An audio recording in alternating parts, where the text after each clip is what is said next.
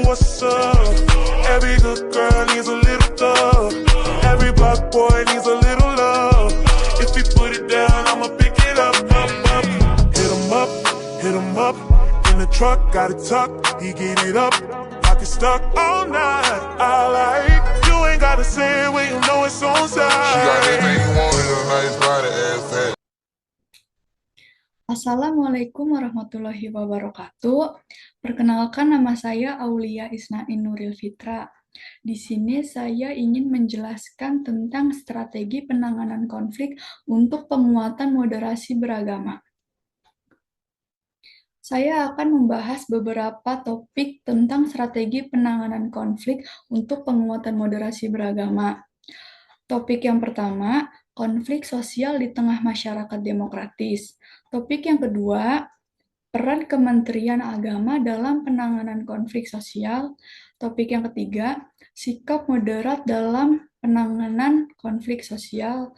Yang keempat, memaksimalkan peran penyuluh agama dalam resolusi konflik. Topik yang pertama, konflik sosial di tengah masyarakat demokratis, yaitu konflik sebagai keniscayaan. Konflik adalah hal alami dalam masyarakat demokratis, terutama di negara plural seperti Indonesia. Tugas pemerintahannya yaitu mencegah konflik menjadi terbuka, mengupayakan perdamaian dan pemulihan setelah konflik. Lalu, potensi konflik keagamaan. Keragaman agama dan kepercayaan di Indonesia beresiko memicu konflik, terutama dalam isu aliran, ritual, dan radikalisme.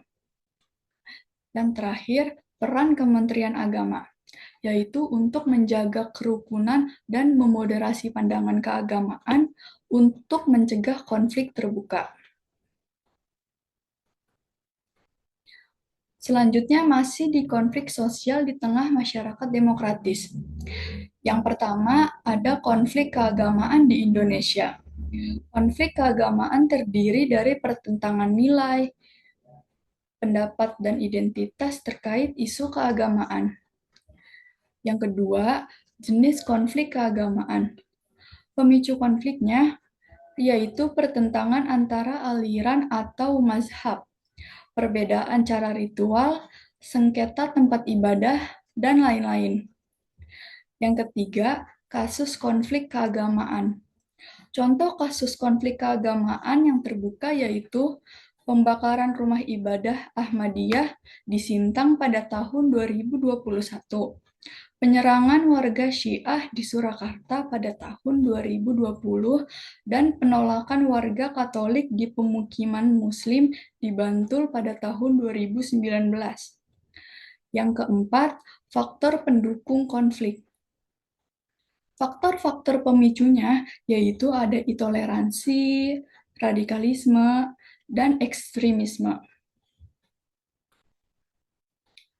Lalu topik yang kedua yaitu Kementerian Agama dalam penanganan konflik sosial.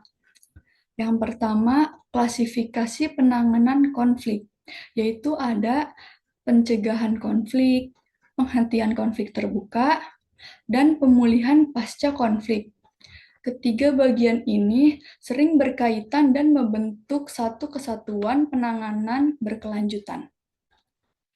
Yang kedua, peran Kementerian Agama, yaitu ada memelihara potensi damai, mengembangkan penyelesaian damai, meredam potensi konflik, dan membangun sistem peringatan dini. Yang ketiga, strategi pencegahan konflik, yaitu ada kampanye toleransi dan dialog antar umat beragama. Tujuannya untuk menurunkan ketegangan dan meningkatkan pemahaman lintas agama. Yang terakhir, yang keempat, sistem deteksi dini konflik, yaitu ada pendirian rumah ibadah, penyiaran agama, dan penodaan agama, atau lain-lain.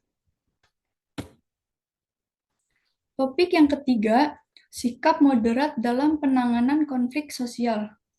Yang pertama, Asas Penanganan Konflik Sosial atau Undang-Undang Nomor 7 Tahun 2012. Undang-Undang Nomor 7 Tahun 2012 memiliki asas penanganan konflik yang selaras dengan moderasi beragama. Nilai-nilai utamanya yaitu ada kemanusiaan, hak asasi manusia, kebangsaan, kebinekaan, keadilan, dan lain-lain. Yang kedua, komitmen kebangsaan dalam moderasi. Prinsip hidup berbangsa mematuhi hukum, menjunjung hak asasi manusia, dan nilai kemanusiaan. Komitmen kebangsaan diiringi pengakuan atas hak asasi manusia dalam Konstitusi Indonesia. Yang ketiga, ada akomodasi budaya lokal dan kearifan lokal. Kebinekaan dan kearifan lokal penting dalam pencegahan konflik. Budaya lokal dapat memperkuat harmonisasi dan mendukung moderasi agama dalam masyarakat. Yang keempat, ada peran Kementerian Agama dalam pencegah konflik. Kementerian Agama mengutamakan dialog antar agama dan menghormati norma setempat. Pencegahan konflik harus sejalan dengan aturan, hukum, dan kesepakatan yang berlaku. Lalu topik yang keempat, memaksimalkan peran penyuluh agama dalam resolusi konflik. Yang pertama, penyuluh agama sebagai agen pencegah konflik. Penyuluh tersebar di seluruh Indonesia hingga tingkat kecamatan. Interaksi harian dengan masyarakat memungkinkan pemahaman mendalam atas potensi konflik. Pemahaman ini memungkinkan penyuluh untuk mencegah konflik terbuka sejak awal. Yang kedua, peran penyuluh dalam penanganan konflik. Berperan sebagai komunikator antar lembaga dan instansi terkait. Dan juga menjadi mediator perselisihan di masyarakat. Yang ketiga, tantangan kapasitas penyuluh agama. Kapasitas penyuluh dalam menangani konflik tidak merata.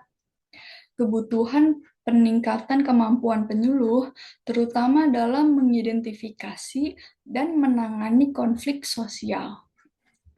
Lalu yang keempat, pentingnya pengetahuan non-keagamaan. Konflik seringkali berasal dari isu non-keagamaan yang kemudian berpotensi menjadi konflik agama. Penyuluh membutuhkan pemahaman yang cukup pada berbagai isu yang menjadi sumber konflik. Jadi, kesimpulannya adalah di Indonesia yang plural, konflik sosial, terutama yang berkaitan dengan masalah keagamaan, adalah masalah yang nyata. Pemerintah, terutama Kementerian Agama, memiliki tanggung jawab untuk mencegah dan meredam perselisihan agar tidak berkembang menjadi perselisihan yang lebih besar. Diharapkan potensi konflik dapat diidentifikasi dan ditangani sejak dini melalui moderasi beragama, diskusi, dan pembentukan sistem deteksi dini. Pencegahan, penanganan, dan pemulihan konflik diatur oleh Undang-Undang Nomor 7 Tahun 2012. Para penyuluh agama melakukan pekerjaan yang sangat penting untuk menciptakan perdamaian di masyarakat, dan mereka memerlukan peningkatan kemampuan untuk menangani berbagai masalah yang dapat menyebabkan konflik. Baik, cukup sekian penjelasan dari saya. Kurang lebihnya mohon maaf. Wabillahi taufiq wal hidayah. Wassalamualaikum warahmatullahi wabarakatuh.